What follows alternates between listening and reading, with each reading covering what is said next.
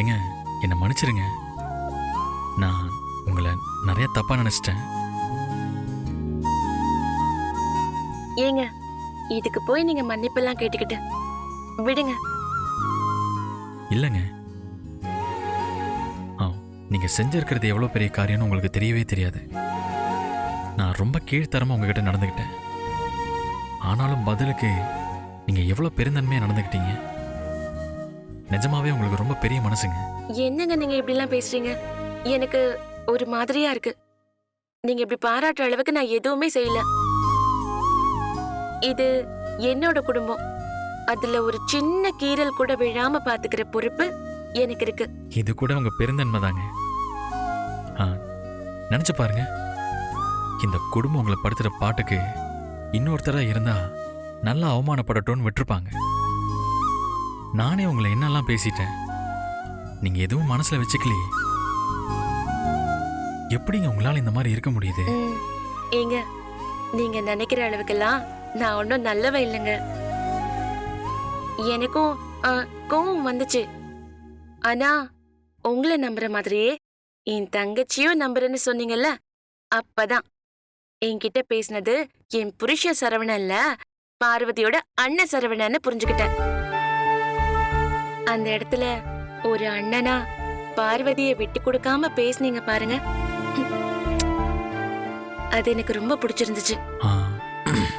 நீங்க மட்டும் கோவத்துல எப்படியோ போட்டுன்னு ஒரு செகண்ட் யோசிச்சிருந்தீங்கன்னா பார்வதியோட வாழ்க்கை என்ன ஆயிருக்கும்? மொத்தமா குடும்பத்தோட தூக்குல தொங்கிருக்க வேண்டியதான். ஏங்க, என்ன பேச்சுங்க இது?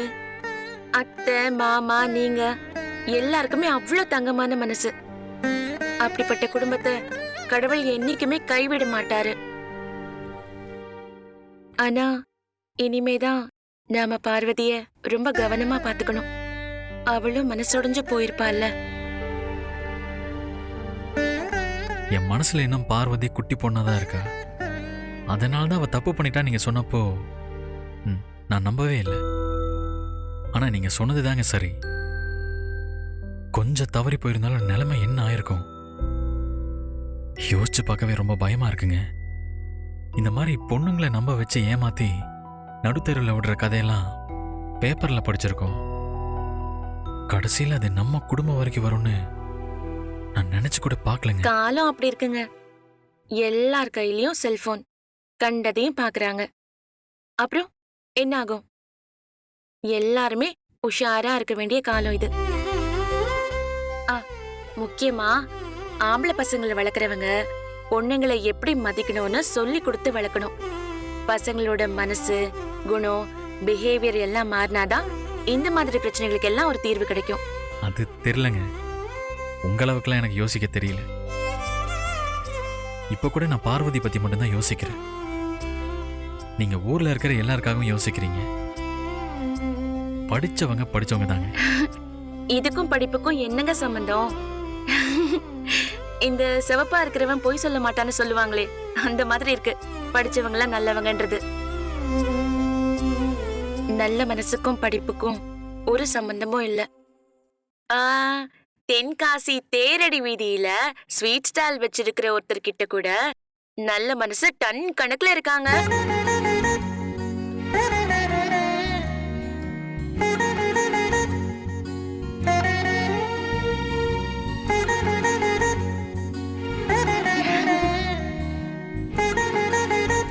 ஐயோ, அடிபட்டிருக்குல்ல. ஐயோ, இருங்க, இங்க இருங்க, நான் மருந்து போட்டு விடுறேன். ஏங்க ஏங்க ஏங்க, அதெல்லாம் ஒண்ணு வேணாம். கொஞ்சம் அமைதியா இருங்க. மருந்து அட சின்ன அடிதாங்க.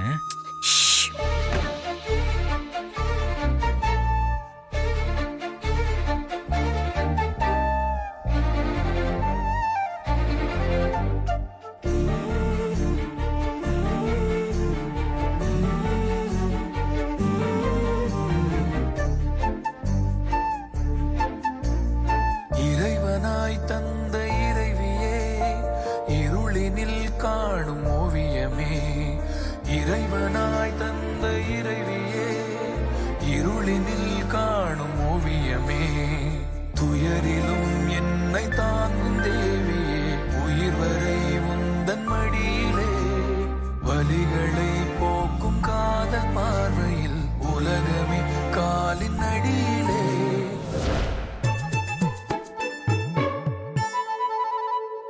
சிம்பிளா 2 மெஹந்தி கோன் வாங்கினோமா போட்டு முடிச்சோமான்னு இல்லாம இப்படி இலைய ஆஞ்சு அரைச்சு 78 வேலை. சச்ச வேலை இருக்கும் தான், ஆனா இதுதான் அழகு.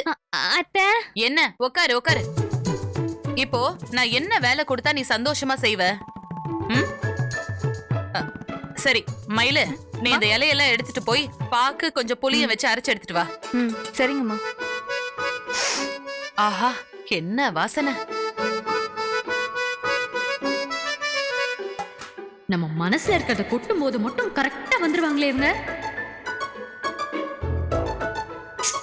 என் தங்கச்சிக்கும் பாஸ்கருக்கும் கல்யாணம் நடக்கும்போது விதவிதமா மெஹந்தி போட்டு இவங்களுக்கு காட்டணும். அந்த பாஸ்கர் என்ன சொல்ல போறானோன்னு தெரியலையே. எப்படியோ சம்மதிச்சிருவான்னு தான் தோணுது.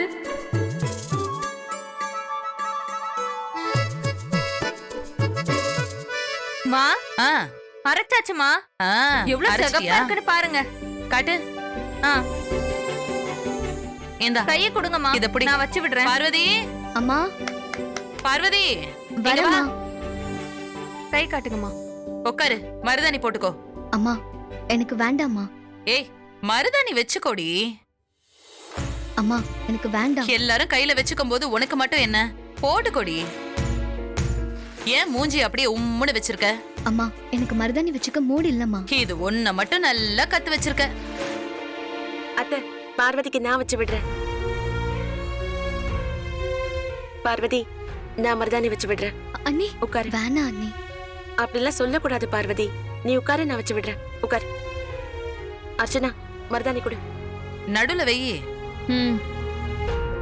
ம், ம். என்ன திடீர்னு 2 பேரும் பாசமலர் ஆயிட்டாங்க? சந்தியா எப்பவும் இப்படிதான். ஆனா இந்த பார்வதி அமைதியா கையை கொடுத்துட்டு உட்கார்ந்துருக்கா. ஏதோ தப்பா நடக்கிற மாதிரியே இருக்கே. ம்.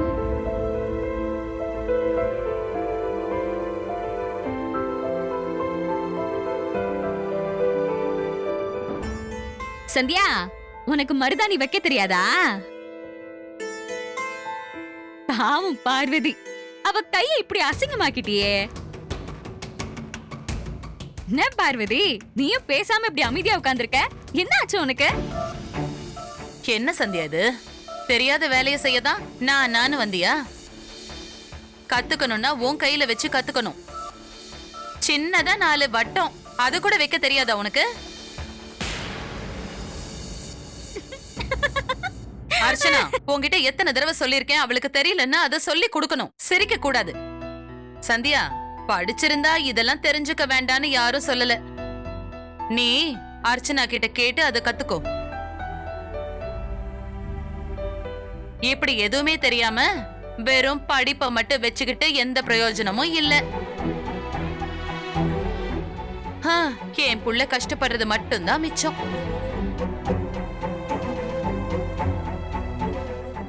என்ன எல்லாரும் மருதாணி வச்சிட்டு இருக்கீங்களா? ஆமாங்க, உட்காருங்க, உங்களுக்கும் கொஞ்சமா வச்சு விடுறேன். ஐயா, ஆ, நீங்க மருதாணி எல்லாம் வச்சுப்பீங்களா? ஆ. ம். சின்ன வயசுல எங்க அம்மா எனக்கு இப்படிதான் வச்சு விடுவாங்க. கொஞ்சம் வளர்ந்ததுக்கு அப்புறம் மருதாணி வச்சுக்கிட்டா ஃப்ரெண்ட்ஸ் எல்லாம் கிண்டல் பண்ணுவாங்கன்னு நான் வச்சுக்கிறது இல்ல. இப்ப சிவகாமி வச்சு விடணும்னு ஆசைப்படுறா. அவ ஆசை நிறைவேற்றுறதானே முக்கியம். அதுதானே புருஷனோட கடமை.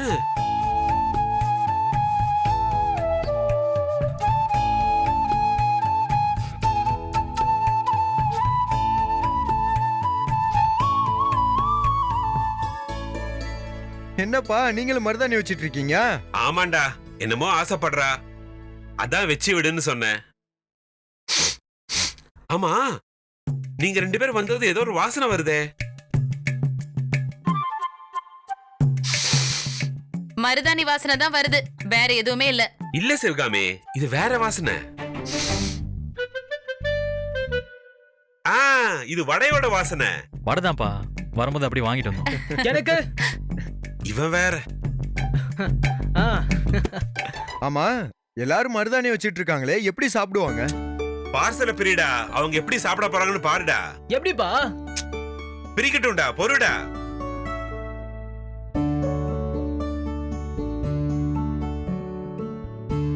சிவகாமி, இந்த சாப்பிடு. எனக்கு வேண்டாங்க. சாப்பிடு சிவகாமி. ம், உங்களுக்கு பிடிக்கும் தான் வாங்கிட்டு வந்தோம்.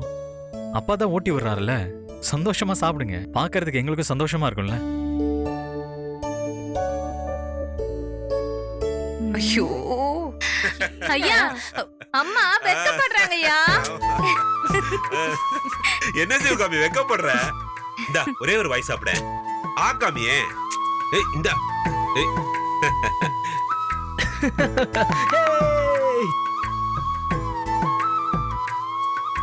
அப்போ என் முண்டாட்டிக்கு நானும் ஊட்டி விடுவேன். ஆ.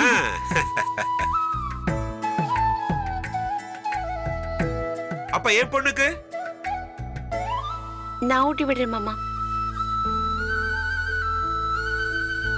அடுத்த வருஷம் பார்வதிக்கு கல்யாணமாகி அவளும் அவ புருஷன் கையால சாப்பிடணும்.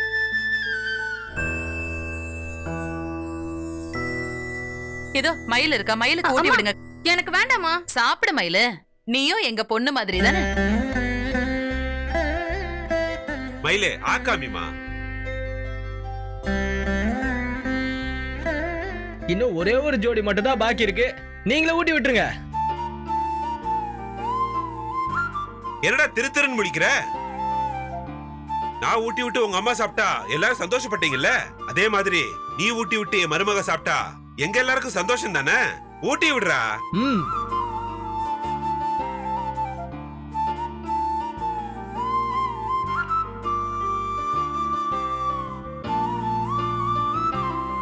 என்ன மன்னிச்சிருங்க. உங்களுக்கு இதெல்லாம் பிடிக்காதுன்னு தெரியும். ஆனா சூழ்நிலை கைதியாகி உங்களை கஷ்டப்படுத்த வேண்டியிருக்கு. டேய் என்னடா வடைய கையில வச்சுக்கிட்டு?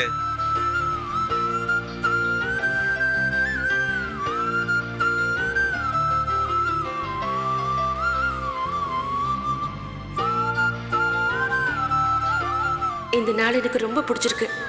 நீங்க ஊட்டி விட்டு சாப்பிடுறது ரொம்ப சந்தோஷமா இருக்கு. சீக்கிரமாவே இதை நீங்க இன்னும் சந்தோஷமா பொண்டாட்டிங்கிற முழு உரிமையோடு செய்யணும். உங்களை சரி பண்றதுக்கு என்னோட மொத்த அன்பையும் நான் கொடுப்பேன். சரவணா, நான் சொல்ல மறந்துட்டேன். நீயும் சந்தியாவும் அம்மன் கோயிலுக்கு போய் பொங்கல் வைக்கணும். கல்யாணம் முடிஞ்சதுமே போயிருக்கணும். ஏற்கனவே ரொம்ப தள்ளி போயிடுச்சு. நாளைக்கே 2 பேரும் போயிட்டு வந்துருங்க.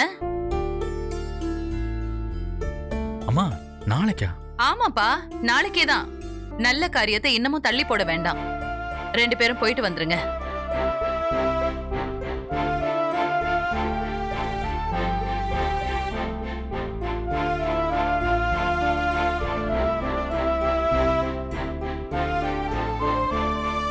இவன் முகம் ஏன் இப்படி ஆகுது?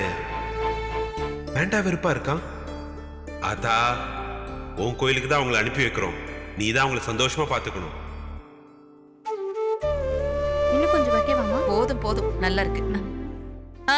சரி, எல்லாரும் போய் தூங்குங்க. நாளைக்கு காலையில கோயிலுக்கு போகணும். சந்தியா, அர்ச்சனா, நீங்க 2 பேரும் வந்து என் கூட இங்க படுத்துக்கங்க. மயிலு, பாய் எடுத்துட்டு வந்து போடு. ஆ. ம்.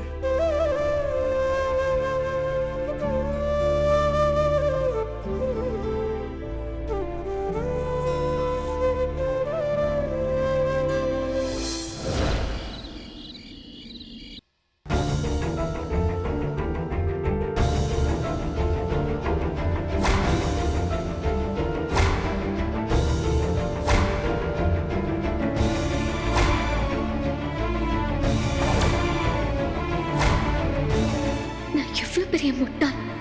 அவனை போய் நம்பியிருக்கேனே. கொஞ்சம் ஏமாந்திருந்தா என் வாழ்க்கையை நாசம் பண்ணிருப்பான்.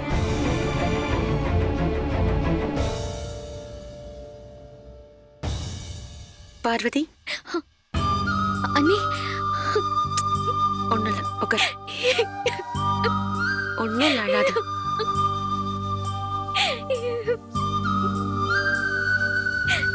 ஏய், எதுக்கு பழுவுற? அதான் எதுவுமே தப்பா நடக்கலையே. அந்த நேரத்துல நீங்களும் அண்ணனும் வரலன்னா என்ன ஆயிருக்கும்? கடவுள் புண்ணியம்னு நினைச்சுக்க. நானும் இவ்ளோ சீரியஸான பிரச்சனையாகும்னு நினைச்சு வரல. ஏதோ தப்பா இருக்கேன்னு நினைச்சுதான் உன் பின்னாடி வந்தேன். நல்ல வேளை அந்த நேரத்துல உங்க அண்ணனும் வந்துட்டாரு. தேங்க்ஸ் அண்ணி. நடந்தத உடனே மறக்க முடியாதுதான். நாம நம்பிக்கை வச்சவங்க நம்மளை ஏமாத்தும் போது மனசு அதிகமா வலிக்கும். கொஞ்சம் கொஞ்சமா இதுல இருந்து உன் கவனத்தை வேற பக்கம் திருப்பு. அந்த பையன் எங்கெல்லாம் வரானோ அங்க நீ போறத அவாய்ட் பண்ண. பயந்துகிட்டு இல்ல, உன் நல்லதுக்காக சொல்றேன்.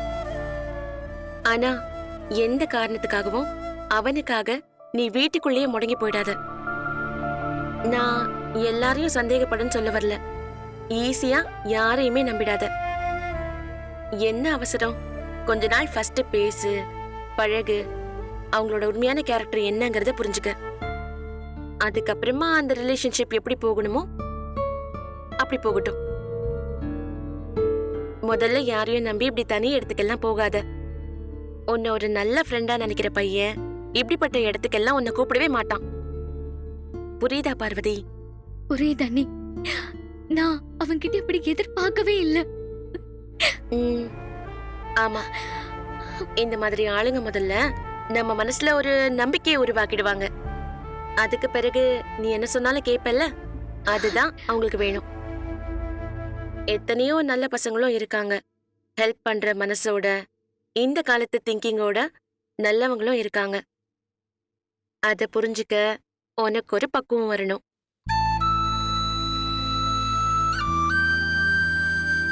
நீ இன்னும் காலேஜே முடிக்கல. முதல்ல அதை நல்லா படிச்சு முடி. மேல படிக்க இன்னும் எவ்வளவோ இருக்கு. உனக்கு எது நல்லா வரும்னு யோசிச்சு அதை நீ மேற்கொண்டு படி. அதுக்கு என்ன உதவி வேணுமோ கேளு, நான் செய்யறேன். நிறைய பொண்ணுங்க அதான் நமக்கு கல்யாணமாக போதே, படிச்சு என்ன பண்ண போறோம் அப்படின்னு நினைப்பாங்க. அது ரொம்ப ரொம்ப தப்பு.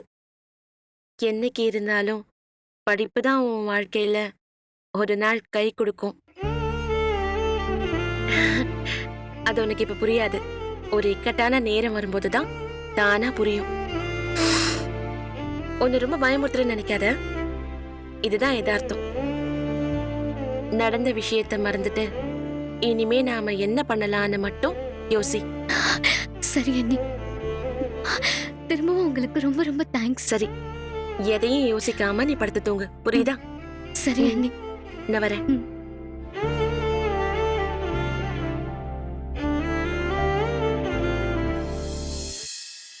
ஏங்க, அவங்க பொங்கல் வைக்க போறாங்கன்னா அவங்க 2 பேரையும் தனித்தனியா படுக்க சொல்ல வேண்டியதானே? நாம எதுக்கு தனித்தனியா படுக்கணும்? அது ரொம்ப சக்தி வாய்ந்த சாமி அர்ச்சனா, அதான் அம்மா அப்படி சொல்றாங்க. சரி, இந்தா தலவாணி போர்வை எடுத்துக்க. என்னது? எனக்கு தலகாணி போர்வையா? ஏங்க, நானும் உங்களை விட்டு அங்கெல்லாம் போய் தனியாலாம் தூங்க மாட்டேங்க. ஆமா, அப்படியே ரொம்ப பாசம்தான்.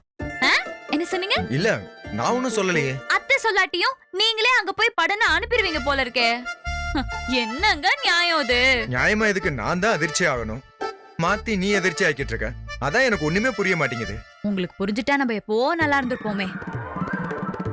சரி, அதெல்லாம் எனக்கு தெரியாது. நீங்க ஏதாவது பிளான் போடுங்க, நான் இங்க தான் தூங்க போறேன். அதான் அம்மா, சந்தியா, நீ எல்லாரும் இருக்காங்கல்ல, எதுக்கு நீ இப்படி பயப்படுற? நீ ஒரு திட்டமும் போட வேணாம், இங்க தூங்குறது அங்க போய் தூங்கு.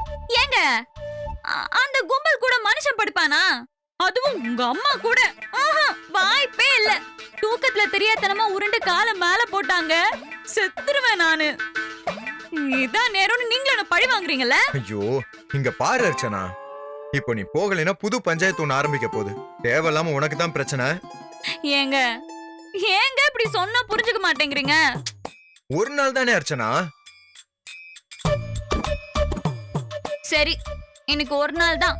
ஆனா நாளைக்குலாம் நான் இங்க தான் படுத்து தூங்குவேன். அத மறந்துடாதீங்க. கோயில் விசேஷமாச்சேன்னு சொன்னேன் அர்ச்சனா, இதுக்கெல்லாம் கோவப்பட்டா எப்படி? சரி, போனா போதுன்னு விடுறேன். ஆனா அதுக்கு பதிலா நீங்க சொல்றத நான் கேக்குறேன்ல, அதே மாதிரி நான் சொல்றத நீங்க கேட்கணும். என்னன்னு சொல்லு.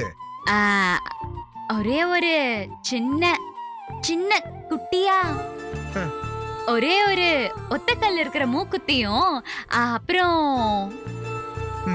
ஒரு 3 விரல் சைஸ்ல ஒரே ஒரு சின்ன ஆரமும் வாங்கி கொடுங்க. ஏண்டி, இது உனக்கு அநியாயமா தெரியல? ஒரு நாள் ராத்திரி வெளியில போய் தூங்குன்னு சொன்னா ஆரம் மூக்குத்தின்னு 1 லட்சம் ரூபாய்க்கு செலவு வச்சிருவ போல. ஆமா, இதுக்கு மட்டும் உடனே கணக்கு வழக்கு பாப்பீங்க. ஏதாவது அர்த்தத்தோட பேசுறியா நீ? ஏற்கனவே ஒரு ஆரத்தால வந்த பிரச்சனை போதும். தயவு செஞ்சு நீ போய் தூங்கு. ஆமா, நான் ஏதாவது கேட்டா மட்டும் உடனே பிரச்சனை வந்துரும். போறேன், போய் தொலைறேன். ஆனா ஒரு நாள் இல்ல ஒரு நாள் நீங்க ஏன் கிட்ட வந்து நிக்கிற காலம் வரும். அப்ப பாத்துக்கிறேன்.